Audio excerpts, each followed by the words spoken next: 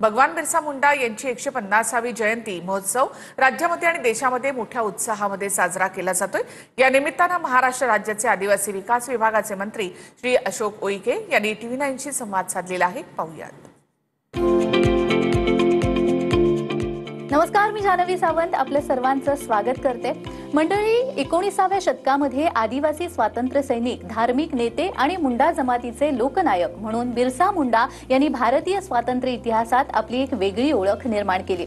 आजही त्यांना धरती आबा म्हणजेच भगवान म्हणून आदराने ओळखलं जातं। 2021 पासून भारत सरकारने भगवान बिरसा मुंडा यांचा जन्मदिवस जनजातीय गौरव दिवस म्हणून साजरा करण्यास सुरुवात केली आणि याच निमित्ताने आज आपल्या सोबत आहेत महाराष्ट्र राज्याचे आदिवासी विकास विभागाचे मंत्री डॉक्टर श्री अशोक उईके। सर, आपलं मनपूर्वक स्वागत आहे। नमस्कार नमस्कार नमस्कार। जनजातीय गौरव दिवस हा 2021 पासून साजरा करण्यात येतोय। या वर्षीची 2025 ची संकल्पना काय? भगवान बिरसा मुंडा यांच्या 150व्या जयंती उत्सव वर्षामध्ये भगवान बिरसा मुंडांनी केलेलं कार्य, जनजाती समाजाचा असलेला गौरवशाली इतिहास, जनजाती समाजाची असलेली आदर्श संस्कृती आणि महापुरुषांनी क्रांतीचा इतिहास जनजाती समाजाच्या शेवटच्या व्यक्तीपर्यंत, आदिवासी कुटुंबाच्या शेवटच्या व्यक्तीपर्यंत पोहोचला पाहिजे। कारण हा जो इतिहास आहे, हा इतिहास हा संपुष्टात येता कामा नये।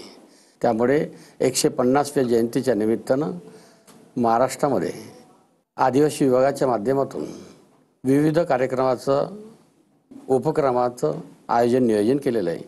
या कार्यक्रमाच्या निमित्तानं कार्यकुशल महाराष्ट्राचे मुख्यमंत्री आदरणीय देवेंद्रजी फडणवीस यांच्या नेतृत्वात आदिवासी विभागानं उत्तम कार्यक्रम आयोजित केलेले आहे।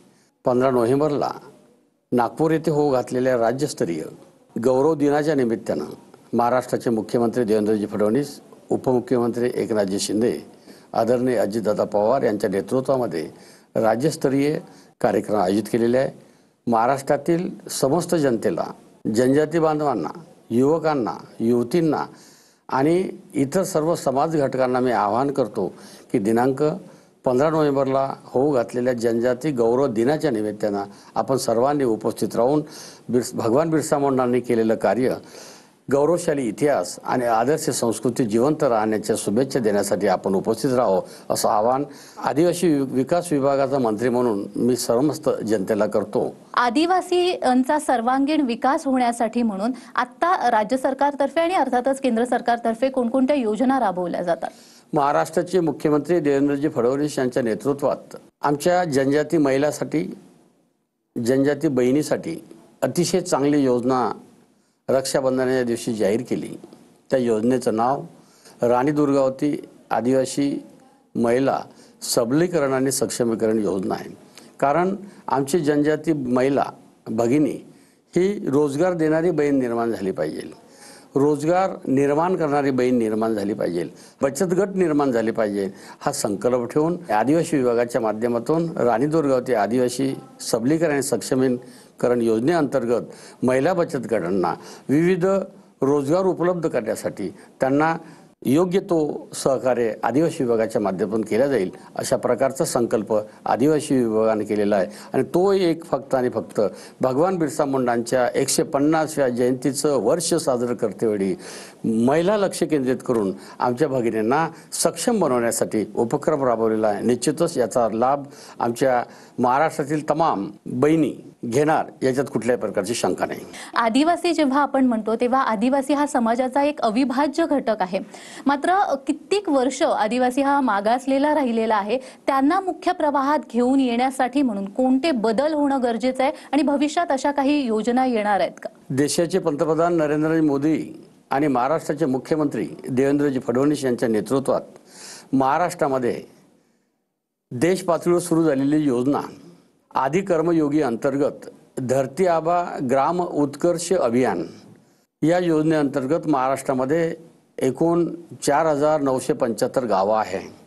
या 4975 गावामध्ये एकूण एका गावामध्ये 25 योजनेची अंमलबजावणी करायची आहे आणि 17 विभागाच्या माध्यमातून योजनेची अंमलबजावणी करायची असल्यामुळे मी निश्चित या ठिकाणी सांगू इच्छितो की 100% आमचे 4975 गावं निश्चित सुजलान सुफलान होईल। आणि यामध्ये एवढंच नाही, योजना देऊन आम्ही थांबलो नाही की यामध्ये लोकसहभाग असला पाहिजे, लोक चळवळ निर्माण झाली पाहिजे आणि योजनेची प्रभावी अंमलबजावणी झाली पाहिजे, अशा प्रकारचा संकल्प ठेवलेला आहे।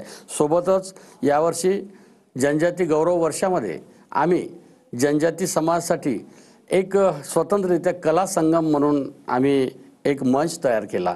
त्या कला संगम मंचच्या माध्यमातून आमच्या महाराष्ट्रातला असलेला जो विद्वान आहे, असलेला कलाकार आहे, त्यांना सुप्त गुण आहे त्याची ओळख करून, उदाहरणार्थ नृत्य असेल, गाणं असेल, त्यांच्यासाठी एक स्वतंत्र मंच तयार केला। निश्चितच आदिवासींच्या कलागुणांना वाव देण्यासाठी म्हणून देखील खूप सुंदर असे उपक्रम राबवले जात आहेत। त्यासाठीच खरंच खूप मनापासून धन्यवाद देते आणि तुम्ही इथे आलात आणि आमच्याशी संवाद साधला यासाठी खूप खूप धन्यवाद। धन्यवाद।